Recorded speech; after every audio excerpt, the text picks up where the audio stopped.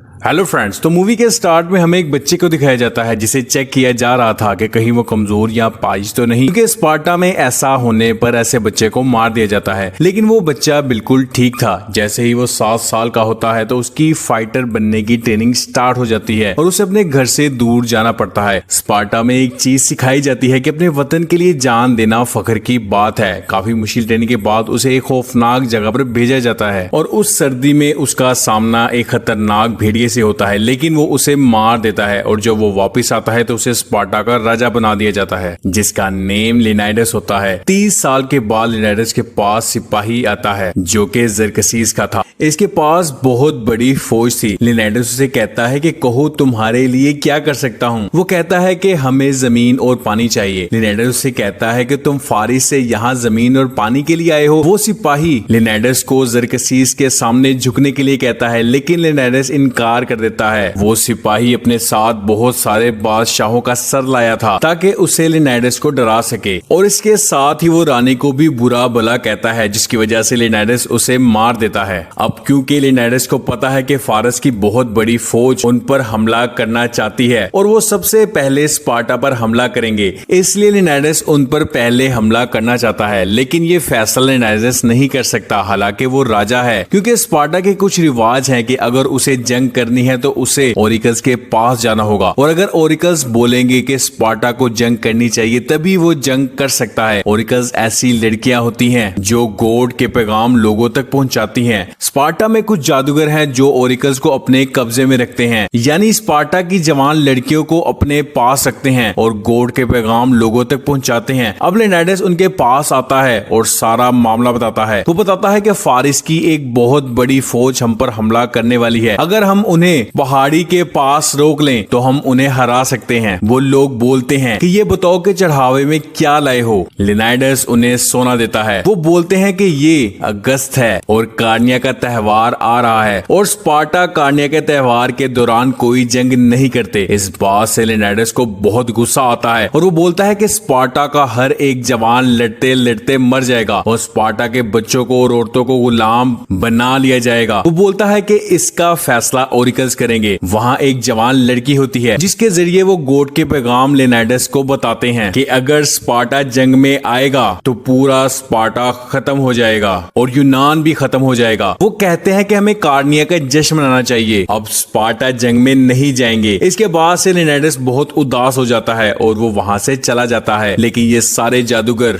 जरकसीस से मिले होते हैं और वो उन्हें बहुत सारा सोना देते हैं। दरअसल वो चाहते हैं कि स्पार्टा खत्म हो जाए और अगर ऐसा होगा तो फारिस का राजा उन्हें बहुत सारा सोना देगा जो ये जादूगर चाहते थे। इस तरफ लिनाइडस परेशान था क्योंकि वो जंग पर नहीं जा सकता था। रानी उससे पूछती है कि तुम परेशान क्यों हो, तो वो बताता है कि मैं उस चीज को खत्म होते नहीं देख सकता जिसे मैं सबसे ज्यादा प्यार करता हूँ। उसकी बीवी कहती है कि आप ये ना सोचें कि आप एक राजा हैं, बल्कि आप ये सोचें कि आप एक आजाद इंसान हैं और ऐसे हालात में जो आम इंसान कर सकता है आप वही करें। और अगले दिन लिनाइडस अपने 300 लोगों को बुलाता है और ये स्पार्टा के सबसे बहादुर सिपाही होते हैं। इनसे अच्छे सिपाही पूरे स्पार्टा में नहीं है और ये लोग कहते हैं कि ये लोग जरकसीस की लाखों की फौज का मुकाबला करेंगे। हालांकि ये जानते हैं कि उस फौज से लड़ना मौत को गले लगाना है, लेकिन ये मरने से नहीं डरते। जब वो जाने वाले होते हैं तो वहाँ सांसद के लोग आते हैं और वो कहते हैं कि जादूगर बोल चुके हैं कि आप जंग पर नहीं जा सकते, जिस पर लिनाइडस कहता है कि मैं जंग पर नहीं बल्कि घूमने के लिए जा रहा हूँ और ये सिपाही मेरी हिफाजत के लिए हैं। इन्हीं में से एक आदमी ये चाहता था कि स्पार्टा पर फारिस की फौज हमला कर दे ताकि उसे सोना मिल सके। लेकिन जब लिनाइडस उसे कहता है कि मैं तो घूमने के लिए जा रहा हूँ तो उसकी चाल नाकाम हो जाती है। और अब जब ये जा रहे होते हैं तो हम देखते हैं कि एक आदमी इनका पीछा कर रहा होता है। इसके बाद ये लोग आगे बढ़ते रहते हैं। इनके रास्ते में एक गांव आता है जिसे किसी ने पूरी तरह जला दिया था। ये देखकर उन्हें बहुत गुस्सा आता है। तभी वहां पर एक बच्ची आती है जो लिनाइडस के पास आकर गिर जाती है और वो बताती है कि यहाँ कुछ लोग आए थे और उन्होंने सबको मार दिया। ये सुनने के बाद लिनाइडस की फौज का एक आदमी कहता है कि फारिस के भूतों के बारे में सुना था कि उन्हें मारा नहीं जा सकता। लिनाइडस कहता है कि इन्हें मारा जा सकता है या नहीं ये फैसला फैसला जंग के दौरान होगा। फिर वो वहां से आगे बढ़ जाते हैं और वो समुंदर के रास्ते पर पहुंच जाते हैं। समुद्र में बहुत सारे फारसी जहाज होते हैं जो इन्हीं की तरफ आ रहे होते हैं और तभी बारिश होना शुरू हो जाती है और समुद्र में एक तूफान आता है जिसकी वजह से सारे के सारे जहाज पानी में डूब जाते हैं और सारे स्पार्टा खुश हो जाते हैं। वो ये समझते हैं कि फारसी तबाह हो चुके हैं, लेकिन जब वो पहाड़ी से देखते हैं तो उन्हें पता चलता है कि हजारों जहाज वहां पहुंच चुके हैं और इसमें लाखों की फौज है जिन्हें हरा पाना मुश्किल ही नहीं नामुमकिन है। लेकिन इनके प्लान के मुताबिक जिन पहाड़ों पर ये हैं इन्हें नर्क का दरवाजा कहते हैं और यहाँ के रास्ते बहुत खतरनाक हैं और यहाँ स्पार्टा जाने का सिर्फ एक ही रास्ता है और इसी रास्ते पर ये फारसी की पूरी फौज से लड़ सकते हैं, क्योंकि इन रास्तों पर फारसी की पूरी फौज इनके साथ नहीं लड़ सकती। अब लेनाइडस अपने सेनापति से पूछता है कि हमारे पीछे आने का कोई और रास्ता है, तो वो बोलता है कि नहीं, ऐसा कोई रास्ता नहीं है। तभी वहाँ एफिएल्टिस आ जाता है और वो बोलता है कि पश्चिम की चट्टान से एक रास्ता है और वो चरवाहों का रास्ता है। अगर फारस की फौज वहां से आ जाए तो वो हमें चारों तरफ से घेर सकती है। ये वही इंसान था जो पूरे सफर में उनका पीछा कर रहा था और वो लेनाइडस से पूछता है कि मैं भी आपकी मदद करना चाहता हूँ और उसकी जिस्मानी हालत ऐसी नहीं होती कि वो जंग में जाकर लड़ सके। लेनाइडस उसे कहता है कि तुम्हारे पास स्पार्टा के कपड़े कैसे आए? एफिएल्टिस उसे बोलता है कि मेरे फादर स्पार्टा में थे, लेकिन क्योंकि मैं अब नॉर्मल पैदा हुआ इसलिए मेरे पेरेंट्स ने स्पार्टा छोड़ दिया। अगर वो ऐसा ना करते तो मुझे मार दिया जाता। एफिएल्टिस कहता है कि मुझे जंग में लड़ना आता है। लेनाइडस उसे कहता है कि अपनी ढाल को ऊपर उठाओ, लेकिन एफिएल्टिस उसे उठा नहीं पाता क्योंकि ढाल बहुत भारी थी। लेनाइडस उसे कहता है कि मैं तुम्हारे जज्बात की कदर करता हूँ, लेकिन तुम जंग में लड़ नहीं सकते क्योंकि हर एक सिपाही अपने दाहिने सिपाही के सर से लेकर पांव तक प्रोटेक्शन कर सकता है और एक कमजोर कड़ी हम सबको खत्म कर सकती है। इसलिए लेनाइडस कहता है कि अगर तुम मदद करना चाहते हो तो तुम जंग में जो जख्मी होते हैं उनकी मदद करो। ये कहकर वो वहां से चला जाता है। इस बात से एफिएल्टिस का दिल टूट जाता है क्योंकि वो एक अच्छा सिपाही बनना चाहता था। वही फारस जब आगे बढ़ता है तो ये 300 स्पार्टस उनका मुकाबला करते हैं और वो जरकसीस के हजारों लोगों को मार देते हैं और वो पहली लड़ाई जीत जाते हैं। और इसके बाद जरकसीस खुद लेनाइडस से मिलने के लिए आता है। जरकसीस बोलता है कि तुम्हारा कबीला कमाल का है और तुम्हें खुदा के सामने खड़े होकर भी बेखौफ हो, लेकिन मेरे खिलाफ खड़े होना अक्लमंदी नहीं है। लेनाइडस बोलता है कि तुम्हारे पास गुलाम ज्यादा है और जंगजू कम है और बहुत जल्द तुम्हारी फौज को स्पार्टा के हथियारों से खौफ होगा। जरकसीस बोलता है कि वो हमारी रूहानी ताकतों से डरते हैं। तुम मेरे सामने झुक जाओ, मैं तुम्हें पूरे यूनान का जंगी सरदार बना दूंगा। इसके बाद तुम्हारे सारे दुश्मन तुम्हारे सामने घुटने टेक देंगे। लेनाइडस उससे कहता है कि तुम बहुत मेहरबान हो, लेकिन मैं कभी भी तुम्हारे सामने घुटने नहीं टेकूंगा। जरकसीस उसे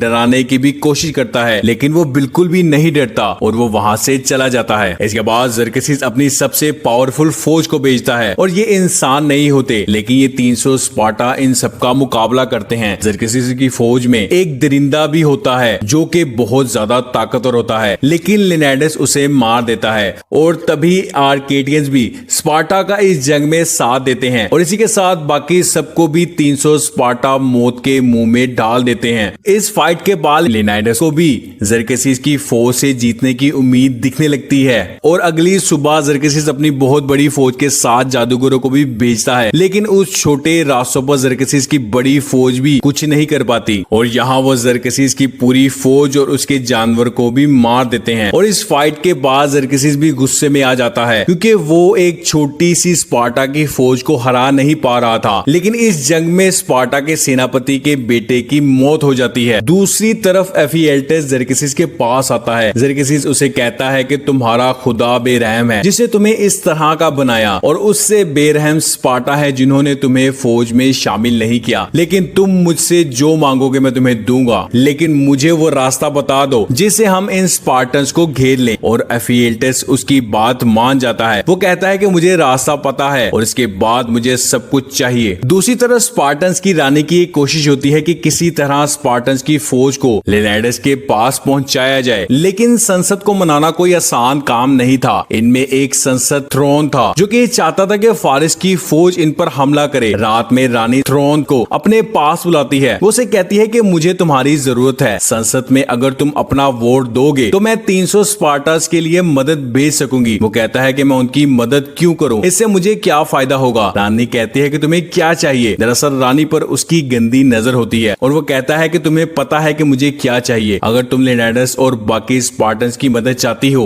तो तुम्हें मेरी बात माननी होगी। और रानी उसकी बात मान जाती है, लेकिन सुबह संसद में थ्रोन अपनी बात से मुकर जाता है और रानी पर इल्जाम लगाता है, जिससे रानी को गुस्सा आता है और वो उसे चाकू से मार देती है। उसके मरने के बाद उसके कपड़ों में से बहुत सारे सोने के सिक्के गिरते हैं। ये सभी सिक्के जरकसीस के थे, जिससे सब समझ जाते हैं कि ये एक गद्दार है। दूसरी तरफ एफिएल्टस जरकसीस की फौज को वो रास्ता दिखा देता है। बात एक आर्केडियन को पता चल जाती है और वो ये सब लेनिडास को जाकर बता देता है और कहता है कि अब हम मारे जाएंगे, हमें जितनी जल्दी हो सके यहाँ से भागना होगा, क्योंकि जरकसीस की फौज पीछे के रास्ते से आ रही है और सुबह तक वो हमें चारों तरफ से घेर लेंगे और सबको मार देंगे। लेनिडास कहता है कि स्पार्टन्स कभी भागते नहीं हैं और ना ही झुकते हैं, लेकिन आर्केडियन डर कर वहां से चले जाते हैं क्योंकि वो बेवजह मरना नहीं चाहते थे। अब लेनिडास और उसके साथियों को पता चल जाता है कि सुबह मौत उनका इंतजार कर रही है। लेनिडास अपने एक आदमी को बुलाता है और उसे कहता है कि तुम वापस जाओ और सबको बताना कि यहाँ पर क्या हुआ। और लेनिडास अपनी रानी के लिए एक लॉकेट देता है और इसके बाद लेनिडास का साथी वहां से चला जाता है और अगली सुबह इन्हें चारों तरफ से घेर लिया जाता है। जरकसीस का एक साथी लेनिडास को कहता है कि अगर तुम जरकसीस के सामने झुकते हो तो तुम्हें यूनान का जंगी सरदार बना दिया जाएगा और स्पार्टा और भी ज्यादा पावरफुल हो जाएगा। यहाँ पर एफिएल्टस भी होता है और वो कहता है कि मैं तुमसे रिक्वेस्ट करता हूँ कि इनकी बात मान लो, अपने साथियों की जान बचा लो। लेनिडास को अपना मुश्किल वक्त याद आता है और वो अपना फेस कवर उतारता है और अपने हथियार भी फेंक देता है और घुटने के बल बैठ जाता है। और तभी लेनिडास अपने साथी को आवाज लगाता है सिटालियस और जरकसीस के सिपाही को मार देता है। जरकसीस उसे मारने का ऑर्डर देता है। तभी लेनिडास उठता है और अपना भाला उठाता है और पूरी ताकत से जरकसीस की तरफ फेंकता है, लेकिन उस भाले से जरकसीस बाल बाल बचता है और तभी हजारों तीर उनकी तरफ आते हैं और इस तरह 300 बहादुर स्पार्टन शहीद हो जाते हैं। वहीं दूसरी तरफ स्पार्टन्स को वो सिपाही जिससे लेनिडास ने भेजा था वो पहुंच जाता है और वो रानी को लेनिडास का लॉकेट देता है और वो समझ जाती है कि लेनिडास अब इस दुनिया में नहीं रहा और रानी उस लॉकेट को अपने बेटे को पहना देती है। अब वो संसदों के पास जाती है और वो उन्हें कहती है कि राजा को कुछ नहीं चाहिए था,